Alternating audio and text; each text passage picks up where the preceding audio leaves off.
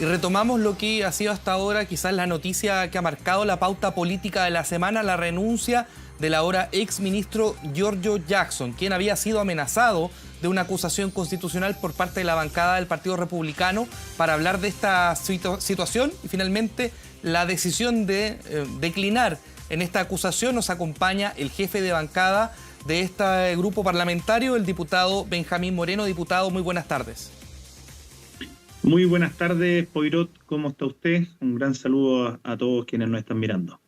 Diputado, ustedes tenían todo listo para la acusación. Había un día fijado, había una hora, había una advertencia también.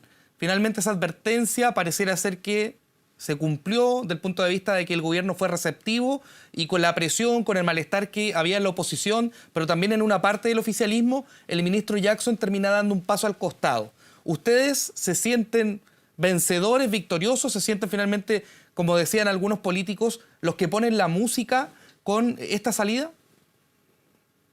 En ningún caso, Poirot. Lo primero es que a mí me gustaría precisar es que si nosotros tomamos la decisión de ir adelante con esta acusación, lo hicimos después de más de un mes de estudio de antecedentes, donde nosotros llegamos a la convicción de que estaban los antecedentes jurídicos para seguir adelante. La herramienta de la acusación es una herramienta de fiscalización y nuestro objetivo no es un objetivo político, como muchos creen. Nosotros queríamos que el gobierno funcione de una mejor manera para que el Ministerio de Desarrollo Social, la SECPRES, los distintos ministerios hagan bien su pega. Si los ministerios hacen bien su pega, a los chilenos les va a ir mejor. Si el gobierno se da cuenta que tiene que reimpulsar el crecimiento, atender las urgencias sociales, quienes van a estar en una mejor posición van a ser los chilenos, no nosotros.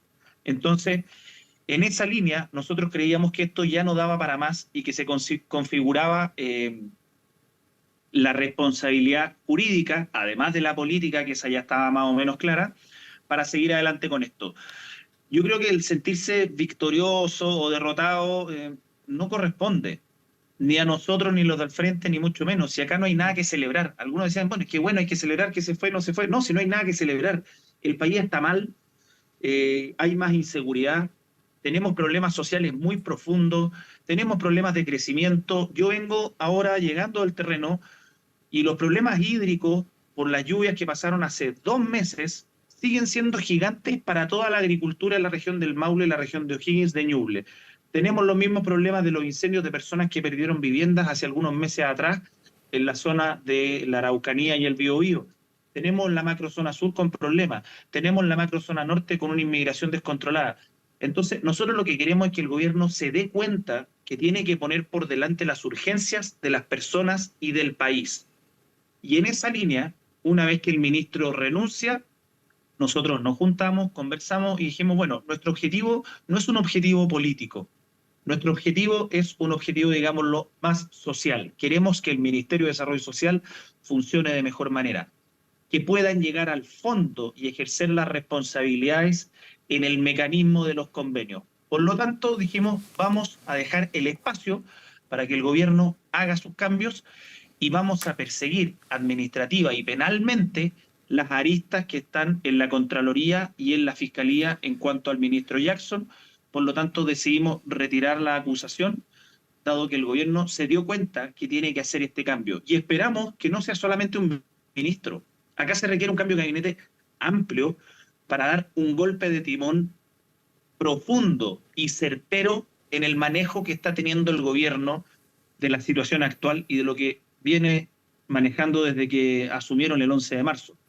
Diputado, a propósito de esto último que usted plantea, ¿usted considera que la permanencia del ministro Montes, que podría decirse el ministerio más complicado, el que tiene quizás mayor situación de puntos o flancos abiertos en relación al caso convenios, ¿se sostiene que él siga a cargo de esa cartera o usted también estaría por exigir, así como exigieron la salida de Jackson, exigir en este caso que el ministro Montes dé un paso al costado?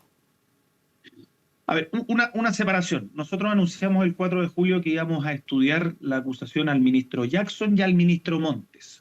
¿Ya? Nos decantamos por la del ministro Jackson porque consideramos que ahí se cerraba el círculo de los argumentos jurídicos, cosa que todavía no vemos lo suficientemente claro en cuanto a la responsabilidad jurídica directa del ministro Montes. Eso no quita que él tenga la responsabilidad política. Nosotros sí creemos que el ministro Montes debe dar un paso al costado. Políticamente lo hemos exigido, pero nosotros también creemos que acá tiene que ser algo mucho más amplio. Es lógico que uno de los ministros que está en el medio de la palestra, en el medio de esta crisis de corrupción, de robo, de sinvergüenzura, en este mecanismo, tiene que dar un paso al costado. A mí me llama la atención cuando personeros de gobierno señalan el buen manejo que ha tenido Carlos Montes frente a la crisis de corrupción. Y yo digo, pero por favor, si se dio cuenta que le estaban robando el ministerio completo cuando le fueron a robar la silla en la que él estaba sentado. O sea, le tuvieron que ir a robar debajo de sus narices para que se fuera a dar cuenta que le estaban robando medio ministerio. Entonces, yo creo que acá tienen que dar una señal clara. Si quieren de verdad ponerse a investigar, tienen que sacar primero a los ministros a los cuales les robaron enfrente de sus narices y además retomar el rumbo de las urgencias de los chilenos y no solamente politiquería que le interesa a unos pocos.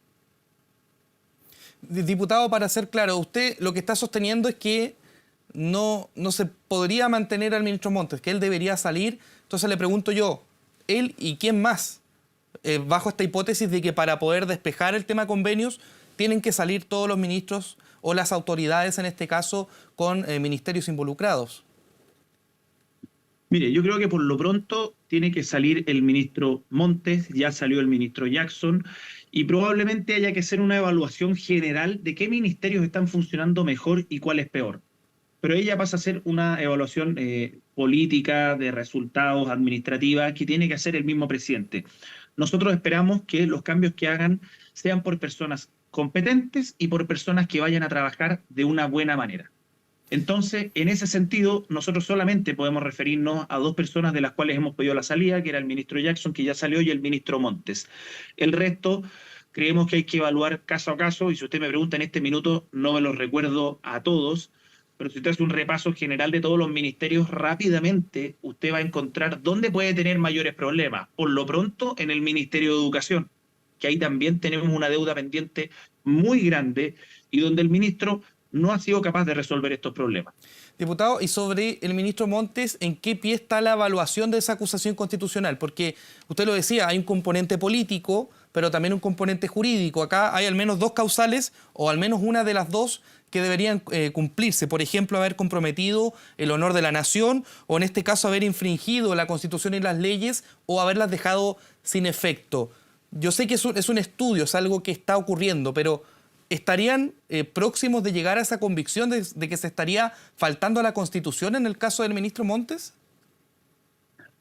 Mire, si yo le dijera que estamos cerca o lejos, o le pusiera una fecha límite quizás, estaría siendo poco responsable con el mismo estudio y la misma seriedad que nosotros le pedimos a los encargados jurídicos de nuestra bancada, a los abogados.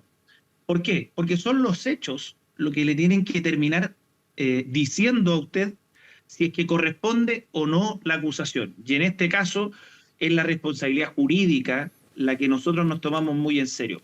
Porque todos sabemos que las acusaciones tienen, digamos, dos patitas. La parte jurídica, la parte política. Pero la causal de acusación constitucional es siempre y en todo lugar la infracción jurídica. Entonces, pero ese estudio nosotros sigue tenemos en que seguir consecuencia. recopilando los antecedentes.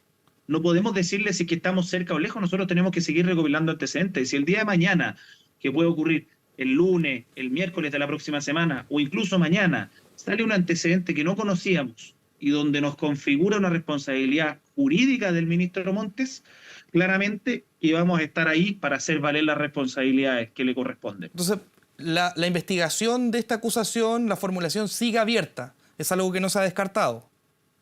Sí, por supuesto. Por supuesto, es una de las herramientas de fiscalización.